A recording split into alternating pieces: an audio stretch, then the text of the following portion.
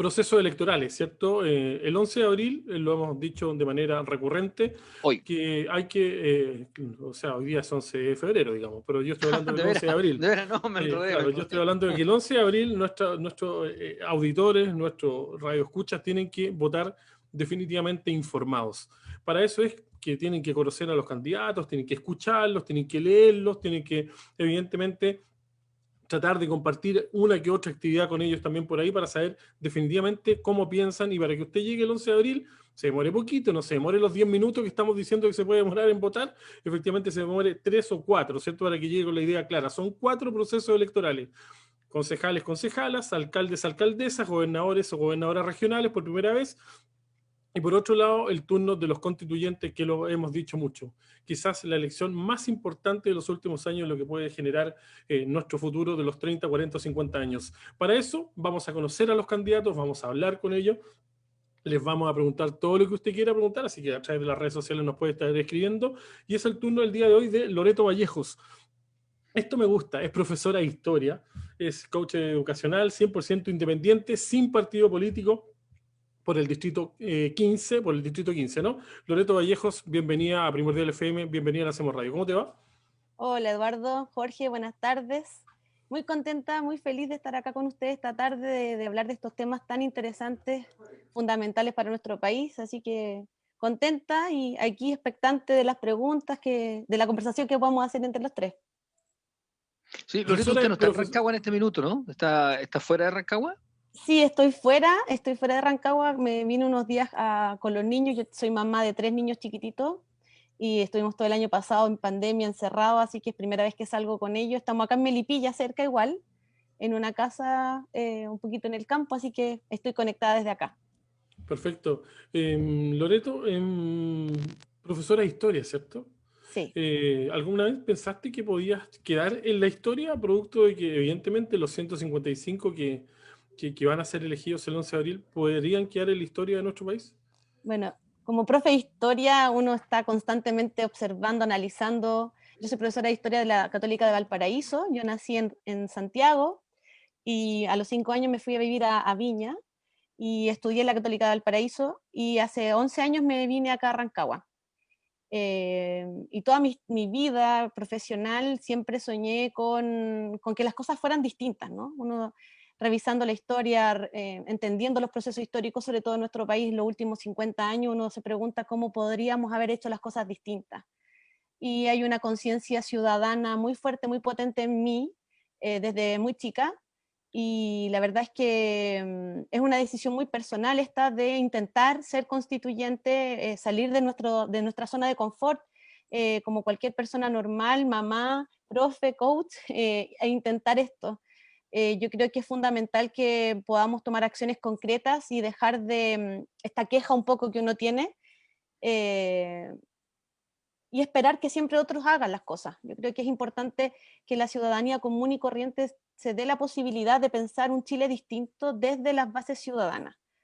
Y sí, como profe de historia me encantaría, bueno, para mí ya es un logro, de verdad se los digo, lo conversaba el otro día con mi familia, estar en una papeleta, en una votación tan importante como esta, para mí es un logro. Yo empecé el 20 de diciembre a recolectar firmas y recolecté 1.215 firmas cuando las necesarias eran 400, por ejemplo, para Independiente sola, y para ir en lista eran 1.019. Yo sola junté 1.215, entonces eso me generó también un impacto de que la gente está interesada en personas distintas, en una mujer, en una profesora de historia, en una mamá, que se puedan reconocer como en nosotros, ¿no es cierto?, en la gente independiente. Loreto, ¿qué te decía la gente cuando evidentemente tú sabías que tenías la retroalimentación del apoyo? Porque evidentemente en el caso de los constituyentes era en el patrocinio a través de la página del CERVEL, ¿cierto? Es Sí. decir, no muchas veces había contacto, a menos que te dijeran, Loreto, ya te di el apoyo correspondiente, ¿cierto? Pero que evidentemente, porque ahí seguramente habían amigos, conocidos, círculo, pero también había gente que evidentemente... Funcionaron las redes. Claro, Oye, bien poco en realidad, en mi caso bien poco, porque como te cuento, mi historia personal, mi familia no es de Rancagua. no, pero ¿para dónde Y voy? A que evidentemente de repente los amigos son los que menos apoyan, ¿cierto? Evidentemente como que cuando uno tiene un negocio son los que menos compran en el almacén, ¿cierto? Evidentemente. Entonces, claro, ¿cuál era la retroalimentación de las personas cuando evidentemente que incluso muchas no conocías? ¿Qué te decían en relación a este apoyo? bueno, la mayoría, como te decía, a mí me sorprendió porque, como te digo, yo no tengo un familiares, primos, nada, acá en Rancagua. Y mis amigos son bien fieles, así que los voy a defender en este caso. Ellos fueron bien, me apañaron harto. La mayoría de la gente le llamaba la atención que yo fuera profesora, como a un punto que acercaba mucho, por la labor que uno tiene, por la cercanía que uno tiene, por el manejo que uno tiene también de trabajar con tantas personas distintas, ¿ya? Una persona que es capaz de conversar, de dialogar, eso era como algo que les llamaba la atención. Pero también era, el ser independiente llamaba mucho la atención también, eso es indudable, hay una crisis de representatividad de los partidos políticos, ¿no es cierto? Donde hay un cansancio de las personas de que sean siempre los mismos apellidos, las mismas caras, las mismas peleas de siempre. El otro día conversábamos también con eso, con unas personas, de cómo las mismas peleas ya van aburriendo. Entonces, la intención de poder instalar otros temas, de hablar desde otro punto de vista, yo creo que era lo que más se repetía. Y me preguntaban de dónde venía, quién era y obviamente lo que pensaba, obvio. Y por eso es que es importante darse a conocer para que la gente sepa quién es la persona que está detrás. Loreto, yo te he visto muy activa en redes, básicamente en Facebook y en otra parte. Entonces me gustaría preguntarte un poco, que entiendo que por ahí van tus intereses y por ahí van tus inquietudes en torno a la constituyente, ¿verdad? Yo te vi una entrevista muy interesante con, a ver si me equivoco en el nombre, Whitner. Whitner, que es un dirigente haitiano. ¿Por qué no nos cuentas un poquitito de eso y si esa es una de tus líneas en términos de las ideas que quieres transportar a la constituyente? Sí, sí, bueno, la verdad es que dentro de todo este proceso que estamos en pandemia, ¿no es cierto?, ha impedido esta típica como campaña que uno podría haber hecho o recolectar información a través de contacto físico, ¿no es cierto? Entonces lo que yo creamos con mi comando de amigos y personas que me están ayudando es poder conversar con personas que se manejen en temas diversos que sean relevantes para nutrirme a mí también de las perspectivas reales de lo que está pasando, pero también abrir la conversación de las demás personas. Y entre esas distintas temáticas hemos hablado sobre los animales, por ejemplo, una propuesta de una asociación que se llama No Son Muebles, ¿ya? Por ejemplo. Hay otra intención sobre llevar la ciencia y la tecnología en la nueva constitución con una importancia desde la educación, desde el mundo de la investigación y la ciencia. Otro día estuvimos hablando sobre la importancia de cambiar la estructura jurídica con respecto a los derechos de agua. Y otra fue esta conversación que tuvimos con Whitner Darcelin, que es una representante, no quiso llamarse así, pero él es un personaje muy importante de la comunidad haitiana en Chile. ¿Y por qué quise tocar ese tema? Porque es un tema primero medio tabú, ya la gente como que le hace el quite hablar al tema migrante, pero es indudable que están en nuestro país, están acá, están conviviendo con nosotros, están teniendo sus raíces, sus hijos están creciendo entre nosotros y nosotros como país tenemos que dar esa conversación. Y son un número muy grande, Es un además. número No importante, son poquitos, claro. es un número importante y que solo, según la estadística, solo va a crecer. No, el Estado no ha sido capaz de crear políticas públicas fuertes para no impedir, sino que yo les decía a los chiquillos ese día, regulemos esto, veamos qué queremos como país. O sea, la pregunta como sociedad es que no nos hemos hecho, es qué queremos, ¿no? Hacia dónde queremos llevar la llegada o no de migrantes, cómo va a ser ese tránsito, cómo va a ser ese camino desde y hacia Chile. Y de Y lo que Whitner te decía, con qué te quedaste? ¿Qué inquietudes tenía él y que las haces tuyas? sí, yo creo que los mensajes que yo más me quedo fue este mensaje de unidad, un mensaje de paz entre los dos grupos, entre los migrantes y no migrantes en Chile, porque existe mucho desconocimiento.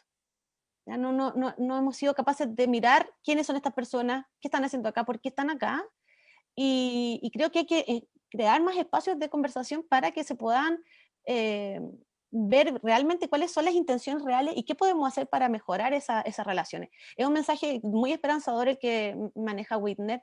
Ellos vienen con la intención de hacer un aporte al país para poder generar, obviamente, una mejor calidad de vida para ellos y sus familias, pero crecer y hacer crecer Chile, no destruirlo. Eh, En relación a eso, Loreto, discúlpate la interrupción, pero Dale. tengo dos preguntas bien importantes. La primera tiene que ver básicamente con los migrantes y lo que está pasando en Colchane, ¿cierto? Sí. Primero que todo, ¿qué opinión te merece que hay voces que hablan de endurecer y cerrar las fronteras de frentón, ¿cierto? ¿Cuál es tu postura respecto a la migración en nuestro país? Primero que todo. Sí, bueno, creo que la migración es un derecho que tenemos todas las personas, de hecho está consagrado dentro de los derechos humanos por la ONU como el derecho de moverse libremente.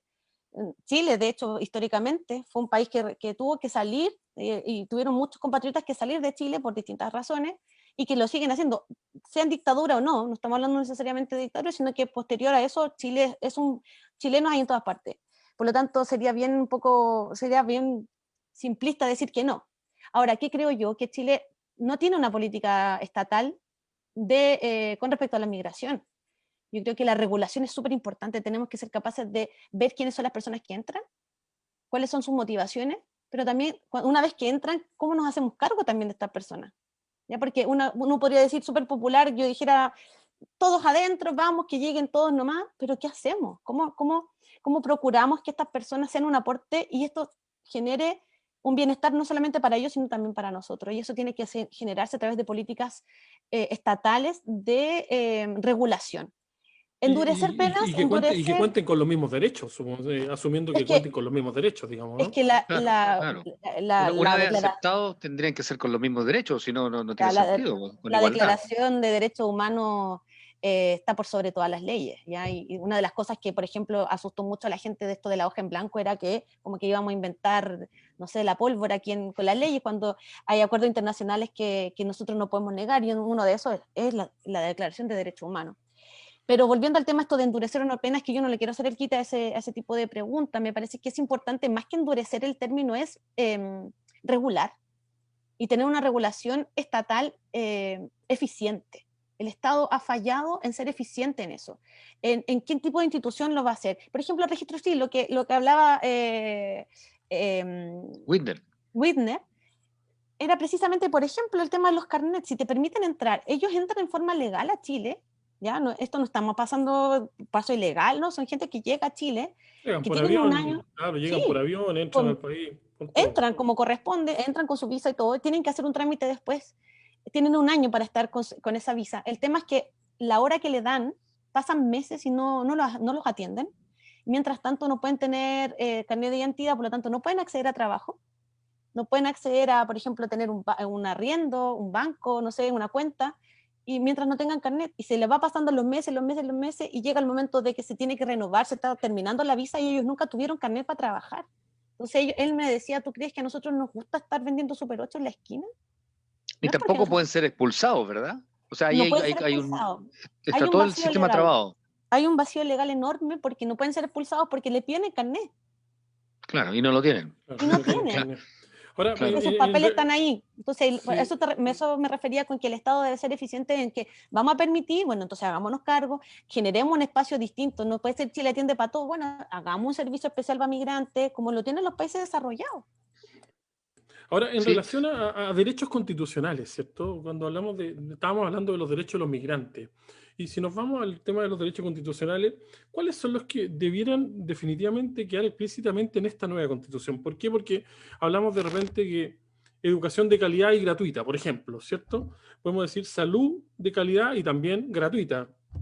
Derecho, trabajo digno, vivienda y previsión. O sea, son muchas las demandas. Incluso algunos hablan de sindicalización y organización laboral, por ejemplo. ¿Cuál es para ti la más importante o cuáles son tus prioridades? Bueno, esto es súper amplio, el tema de los derechos sociales garantizados fundamentales, ¿no es cierto? Que el problema de hoy día no es que no existan en Chile, no es que la Constitución nos niegue, si el tema está en que la Constitución, junto con permitir, entre comillas, ese derecho, solo garantiza el acceso para, por ejemplo, una educación, para la salud, el acceso. ¿Ya? Entonces ese vacío abre la puerta para que, por ejemplo, ese acceso sea privado o público. Y ese creo yo que es el foco fundamental de todas las demandas que tenemos hoy día. Ahora, enumerar todo, podríamos, de hecho yo he estado estudiando harto, estuve en una charla el otro día de la Universidad O'Higgins, muy buena, ciclo para los constituyentes, Y uno de los profesores decía, no podemos poner todos los derechos humanos en la Constitución, ¿no? Porque sería engorroso, no es efectivo. Entonces lo que se hace es garantizar ciertos derechos fundamentales y la Constitución consagra después de manera como implícita todos los demás que están asociados a esos grandes derechos. En personal, mi bandera como de lucha, creo yo, por ser profesora obviamente, la educación creo que es la base cultural de todo inicio debe partir en la educación, ya no solamente porque es una cuestión que nos permite, como decía recién, culturalmente avanzar y darnos un salto cuántico, que yo siempre digo, tenemos que saltar allá, pero 25 años luz de donde estamos, y la educación permite que las personas, por ejemplo, dejen de tener miedo del otro, dejemos de competir y vernos como enemigos. Creo que nos permite tener argumentos para hablar sin tener miedo a discutir, conversar con personas que pensamos distinto. ¿Ya? Chile es diverso, no todos van a pensar como yo, pero eso no significa que sea mi enemigo. Y yo creo que la educación, el de tener una educación de calidad, una educación que sea no sexista, no discriminatoria, inclusiva, una educación que no sea para generar trabajadores, sino que para que genere ciudadanos y seres humanos felices, con conciencia medioambiental, por ejemplo. Pensante y opinante, ¿cierto? Porque sí, evidentemente de repente dicen, no, opinante, piense, pero no opine nada, o quédese calladito, digamos, ¿no? Y tomando partido, que estemos dispuestos a tomar partido. Jugándosela por un ideal. Por una, ¿ya? Yo claro. creo que es parte de lo que nosotros como sociedad hemos perdido, que es dejar de luchar por un ideal, ¿ya? Porque se nos ha convencido, te lo digo como profe, ¿ya? Se nos ha convencido de que, ¿para qué tanto? ¿Ya? Si con el 4 me alcanza, ¿ya? ¿De qué me sirve la historia si yo quiero ser ingeniero? ¿Cachai? La lucha era porque tienes que tener información, porque tú eres una persona íntegra, ¿ya? La opinión te permite dialogar con otro, viajar, tener una mirada más amplia de la vida, si la vida no es solamente trabajar y ganar plata. Y la educación debe ser además para toda la vida. Hay una idea muy bonita que tiene que ver con esta, yo pertenezco también a un movimiento que se llama Docencia Ciudadana, que habla también sobre cómo podemos lograr que siempre queramos estudiar. A mí me pasaba, Jorge y Eduardo, que yo hablaba con gente de 40, 30 años y me decían, es que en realidad nunca me quedó claro esto del combate naval de Iquique, ¿me lo puedes explicar? Porque cuando lo pasaron, pucha, yo no estaba ni ahí. Y ahora me gustaría saber y no puedo, ¿cachai? Porque ¿cómo? ¿A dónde lo saco? Entonces, tú decís, hay tanta necesidad en adultos de formarse, por ejemplo, yo partí con esto haciendo talleres de formación ciudadana gratuitos para el proceso de plebiscito y lo hice sin ningún afán político ni nada, de hecho ni pensaba en esto, de ser constituyente. ¿Y cuál era el fin? Era, hablemos de política, ¿qué es la constitución? O sea, hay gente de 50, de 60, de 30 que no tiene idea y no tiene por qué saberlo porque lamentablemente el sistema educativo ha quitado Apunta hacia otro lado. importancia, Claro, le ha quitado importancia a estos temas. eliminó la educación cívica, por ejemplo. De hecho, la ¿no? eliminó, De la malla, nos de la malla quitaron esa, curricular, claro que sí. nos quitaron eso. Yo tenía alumnos de cuarto medio que no podíamos hablar de esto. Bueno, para no irme por la rama, derechos fundamentales, la educación, la base, ¿ya? La base de todo país, la salud garantizada por el Estado, no con un seguro universal, sino con un sistema integrado de salud. Yo estuve también hablando con doctores, he estado en charlas también, y lo que se postula no es un seguro universal, como algunos dicen, sino que se genera un sistema integrado de salud universal, donde todos coticemos en un solo lugar, y las personas que quieran y tengan los recursos y quieran, coticen en un seguro complementario. ¿Ya? Por lo tanto, si yo quisiera tener, no sé, acceso, el médico que lo decía en tono de broma, pero yo quiero tener un plasma en mi habitación, bueno, pague por el plasma. ¿Ya? Pero no puede ser que si es auge, no es auge, si tenés no tenés plata, si te da cáncer, sonaste, tenés que hacer bingo. O sea, Claro, y las listas de espera y todo eso. Nuestros derechos fundamentales no pueden ser límites, sino que tiene que ser la base desde donde construimos nuestra vida. O sea, yo como trabajadora tengo que trabajar tranquila y si dejo de tener mi trabajo, la plata a fin de mes, tener la tranquilidad que por lo menos tengo salud, educación y pensiones. Porque el sistema neoliberal lo que nos ha hecho es competir y el que tiene más es el que accede y el que no está frito. Así es. Y esa es la realidad. De verdad que es un agrado seguir conversando contigo, con la profesora de Historia que está hoy día como candidata a la constituyente por la lista del pueblo, ¿cierto? Sí, Distrito 15, independiente, sin partido político. sí. Así que queremos agradecer tu participación con nosotros acá en Primordial FM, en el Hacemos Radio, y seguramente nos vamos a seguir viendo y conversando en relación a este proceso constituyente. Así que mucho éxito. Hoy día parte en la publicidad y la propaganda política para ustedes, así que tienen harta pega por delante. Esto Sí. recién está comenzando, así que un abrazo para ti y muchas gracias por estar en Primordial FM.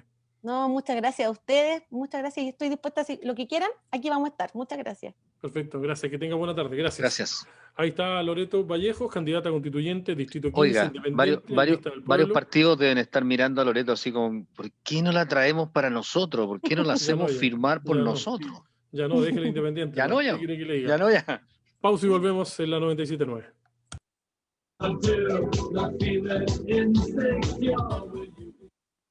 Hola, soy Marcelo Somarriba, director Gracias. médico de Clínica de la Universidad de los Andes. Gracias, chao. Les quiero Chao. contar que estamos bien preparados para